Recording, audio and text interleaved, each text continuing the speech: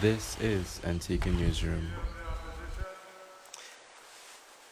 Can the Honorable Prime Minister tell this Honorable House if it is the intention of his government to bring to Parliament a legislation to provide for mandatory vaccination, and if any such legislation would be inconsistent with any treaty or protocols that Antigua and Barbuda has acceded to?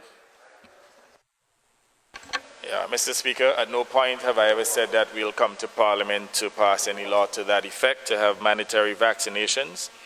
And, you know, it's unfortunate that members on the other side, including the member for All Saints East and St. Luke, continue to put into public domain things that are not true.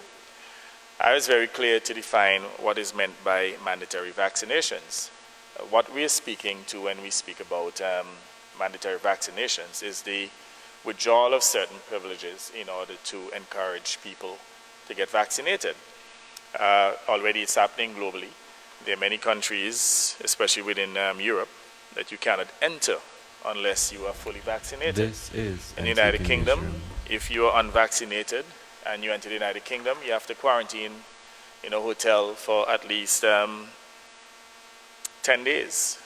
And even their own citizens who travel to the Caribbean presently, all of the Caribbean countries, well not all, but practically all of them are on this amber list. Their citizens who travel here, when they return to the United Kingdom, they too have to quarantine for 10 days, but they have the option of quarantine at home at their own cost. So what is happening here is that governments are literally withdrawing certain privileges. I mean, prior to that, UK citizens had the right to travel to Antigua and Barbuda, and they return to the United Kingdom without any quarantine requirements. So the idea of encouraging individuals to get vaccinated by reducing privilege is nothing new. In fact, currently in the books of Antigua and Barbuda, Mr. Speaker, is the fact that children who enter into our schools, they have to be vaccinated. And if they're not vaccinated, they cannot go to school. We have had a carve-out for the Rastafarian community in that it has not been strictly enforced. So where it's not a legal carve-out, it's a carve-out in practice. So mandatory vaccinations are not new. And there's no need for those who oppose us to politicize the issue to score cheap political points, because COVID remains an existential threat to the people of Antigua and Barbuda. It is still a significant health threat, and also it continues to result in significant economic wounds to the country's economy. All of us have a vested interest in the country's economy.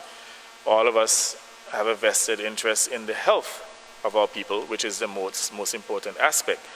And it is not appropriate during a crisis for individuals, notwithstanding their political affiliation and their political persuasion, to be taking these type of cheap pot shots and to undermine the vaccination process.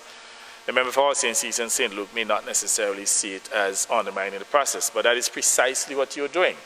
This is a time when leadership is required, and it requires the efforts of all, including those on the opposition benches and the supporters. And I want to appeal to the member for All Saints East and St. Luke, as the leader of the opposition, the members of his political institution, for them to cease and desist from that type of buffoonery, because at the end of the day, what we're trying to do is to protect lives and livelihoods.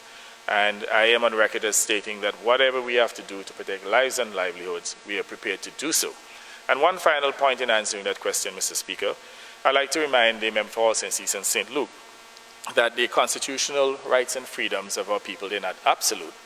They are limited to the extent that they undermine public interests and the rights and freedoms of others.